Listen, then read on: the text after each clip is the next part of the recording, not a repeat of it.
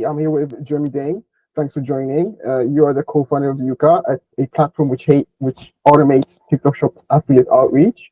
I want to get into your story and about how you built Yuka. And so yeah, let's start from the beginning. I know you studied at Harvard and worked at ByteDance for a while. Yeah, I was an engineer, and before I went to Harvard Business School, I was coding up all this like self-driving cars and make sure the cars can do its things without human driver. And you realize, oh, that industry is so slow and a little bit, you know, uh, um, hard to start my own company. So I decided to go to business school to learn about, hey, what given my skill set, right? What other opportunities are to start a company? So after I graduated from Harvard, I actually ran a startup during the time I was at Harvard and to help students get groceries delivered to their dorm. So I started a kind of food grocery delivery startup. So it's kind of very related to e-commerce. And I ended up like working for ByteDance at the time, and then really try to understand, given when the Chinese e-commerce is very advanced, right? Much more advanced in China than in the States, and then Douyin e-commerce is like $100 billion company. So I'm like, hey, I want to work there and then to learn about how to do e-commerce. And after ByteDance, I work at DoorDash and then another $3 billion D2C company called Pepper.com, leading their product team there. Just really passionate about social commerce, and TikTok Shop just like launched back in 2023, and I thought this is a great opportunity, right? If you see those small creators can make so much money on TikTok Shop making videos. And then the AI is booming now. So I'm like, hey, let's build a company in the intersection of social commerce and AI. So that's how, we decided to explore into this space and started Yuka. Right, super interesting. I know you mentioned you worked at ByteDance. Is there any specific team you worked on? I know you said it's the software side. I guess you have all the tricks and the inside info. Yeah, I was working mostly on the Lark. I'm not sure you use Lark communication tool. Yeah, I have. I've spoken to a few employees on Lark, so yeah, I'm familiar with the software. Yeah. So working on that, and then for that, a lot of brands and Chinese like e-commerce brands using Lark and to communicate with their creators like suppliers. So yeah, it's a communication tool. Like Yuka is a communication tool to some extent, if you think of that. Right. What were some of the challenges you faced in launching Yuka? Because I think we've known each other now for a good while now. Because I was checking our DMs, and I think we started chatting back early 2024. So I've almost seen you guys come up and build this software. So yeah, so what were some of the challenges you faced? Yeah, it's just like at the time in the beginning, 2024, I think January or something like that. It's pretty hard to open a TikTok shop. So we were trying to have some shops so we can test our software, right? And then personally, I opened at least 3 to 4 shops and all got banned. So at the time, it was pretty hard. And then I think they detect the IP or the shipping edge or whatever. It's pretty hard to actually have a shop live in the States.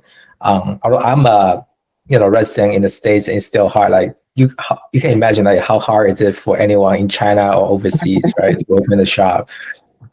Anyway, so just getting a shop to test our software is pretty challenging. And another thing is like getting the initial customers, right? The first few customers. I was like doing some Reddit posts, whatever. I think I posted something like on your subreddit. I can't remember. And then got some initial customers, but they ended up not using us. Like now, like our first batch of customers is very different from what we have right now. So, but really thankful for them, right, taking the risks to try out our tool. And then in the beginning, it was like, oh, TikTok might ban this tool, right? This is like or whatever. Like some brands are not feeling comfortable using it. But anyway, yeah, it was a very interesting time, and I would just keep hacking the system. And then yeah, once we have our app live on TikTok Shop, then everyone, oh, actually TikTok would not ban, Yuka, whatever. So like more adoption comes right after that. Yeah, right. No, software is very tricky. I mean, I have a bit of experience building software, as you know. Yeah, I mean, distribution and marketing is pretty much like I'd say like 60% of the actual job. 40% is software, I would say. So, what would you say makes Yuka different from other tools in this space? Because I know you guys are super early. Because I remember I started selling pretty early as well on TikTok Shop initially, and I remember when I started selling these tools didn't exist. So when these tools came out on the market, it was like super disruptive. So what would you say Yuka makes, is different to other tools or platforms? I think it's just the team. Kevin and me are just like, really like from tech industry. We are not some like random people and marketer wanted to, make money out of a tool for short term, right? I'm not looking to make a quick buck here, and I really wanted to build a good product. So I think just like being really focused on product building and focus on the customers, right? What do they want, and take really quick feedback from them and quickly iterate on our product. I think that's the key to our success so far. All right, no, sounds great. And of course, I know you've been super active in Discord and the community as well. So I think that helps you guys as well because you Mhm. can see like real Yeah. feedback in real time. What sort of brands or niches would you say are the best suited for using Yuka? Is there any niche, any brand, or what would you say? So what we've seen so far, niches are more successful in TikTok Shop are those like health, for example, beauty, right, fashion. So those brands, products usually have higher margin, or they can afford to give out more samples, and their pricing point is between I don't know $15 to $35, whatever. So this product usually are easy to make videos for and very presentable, right? In the video. So those are like some key characteristics we are looking for. Right, and have you seen stronger usage in certain regions? For example, what would you say is the split between Europe and US in terms of user base for you guys? Our like number of brands. Yeah, no, like basically the usage. Like, I guess you guys have mostly American brands. Is that correct? And Yeah, so I guess we are. Mhm. yes, we're going Yeah, most of our clients are in the States. right. And how would you say it's been for you guys in Europe? It's still high usage. I guess UK is after US, and then maybe Germany, Spain. Or Yeah, what? we started UK a few months ago, early this year. Yeah, UK is picking up too, and then next year we'll double down on that. And then we just started France and Germany. Those are our new markets, and they are still growing. So yeah, definitely international are markets are will be our focus down the road. Yeah, sounds interesting. And would you say from any data you've seen, is there any difference in how regions are using this, like the platform, basically how brands are using the platform across regions? Like, is there any difference in how brands in America are doing it compared to UK and so on and so forth, or it's just pretty much the same across the board? I see what you mean. Yeah, no. I think that it really depends on the brands, right? The brand maturity. Like if you just like new brands or upcoming brands, you probably just use our reach out automation to reach out to creators, get them to post. And then if you already have give a lot of samples and like working with a lot of creators, you might want to use our creator CRM tools to nudge them, engage with them.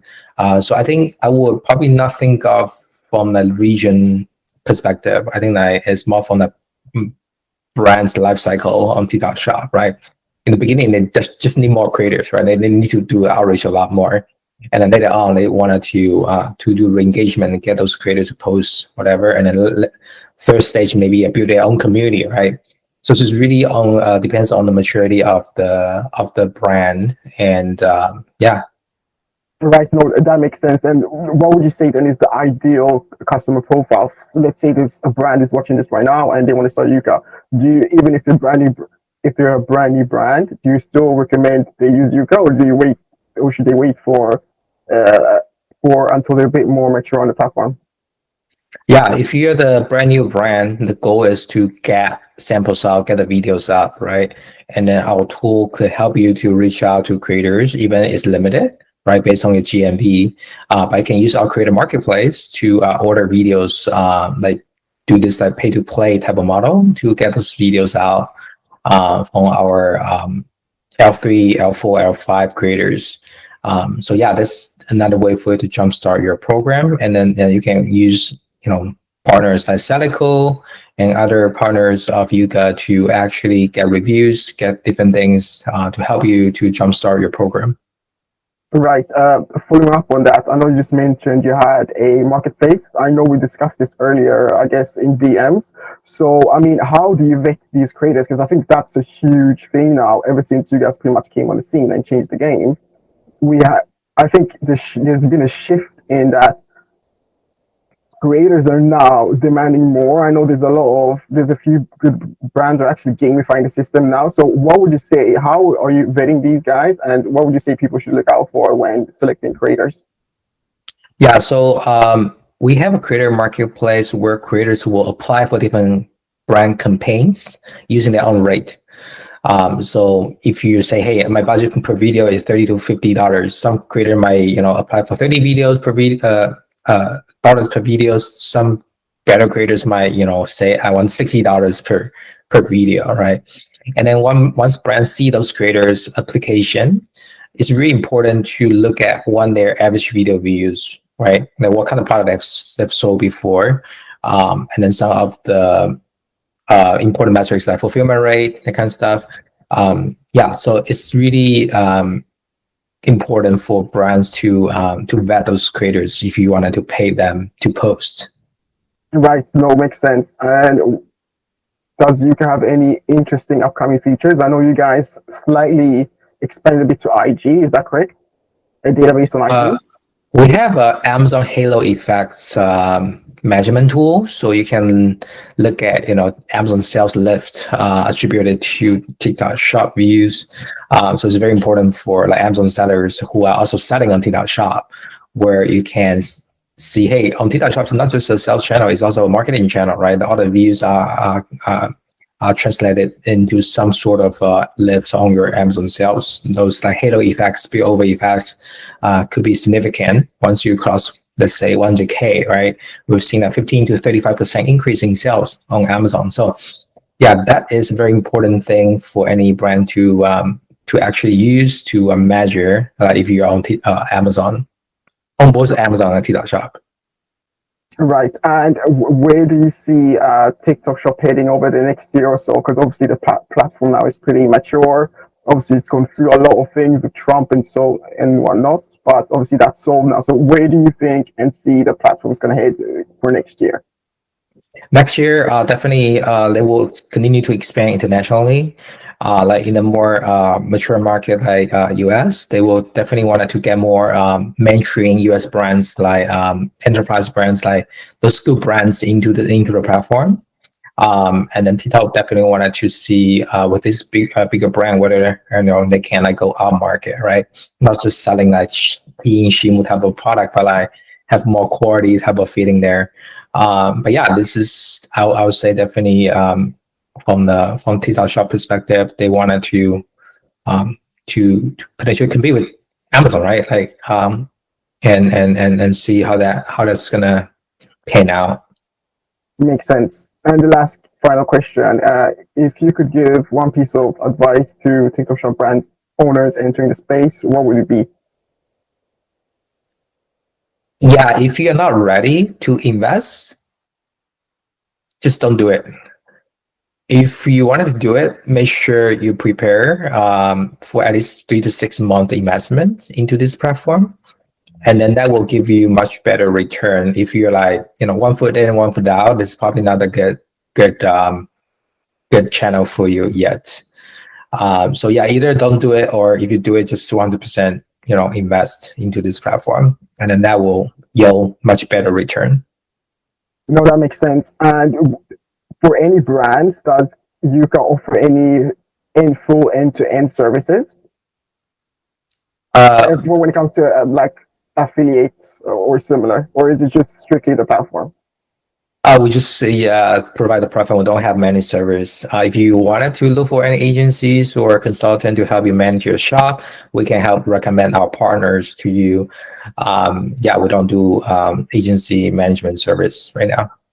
Great, thanks. And where can I find you guys? I'll add all the links in the description, but where can I find you guys if someone wants to, use your platform or join your community? Where can I find you guys? Yeah, you can email us at hello@Euka.ai. You can also go to our website, Yuka.ai, to sign up for a free trial. We're looking forward to working with you. Great, thanks. Thanks, I appreciate that, Jeremy. Thank you, and then